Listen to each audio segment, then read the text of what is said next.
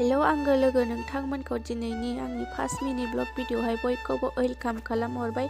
दिनैनि भिडिअखौ होमबालाय थ'दो स्टार्ट खालामनोसै। दिनै जोङो कलेजाव थांनो ओंखारदों आरोना। बोथोराबो खम मोजां नङा गानफब जोमफब बेरायनो, बेनिखायनो जोंबो गानफब जोमफब बेरायफैबाय कलेजाव।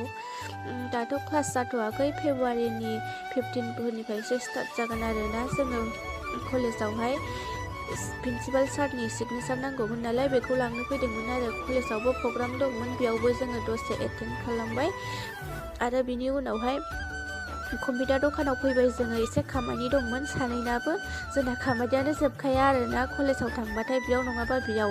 बिनि उनावहाय जोङो न'आव फैफिनलायबाय। जोङो कलेजाव थांनायानो साइकेलजोंसो थाङो दालाय, थिखोनो हालायैनि जि मिनिलायबाय थायो। सोर सोर आं बायदि थान्दा बोथोरावहाय साहाजों पकरिजों जानो मोजां मोनो कमेन्ट खालामलाय गाइस। दिनैनि थाखाय थेंक इउ स' माच। नेक्स्ट भिडिअ लोगो मोन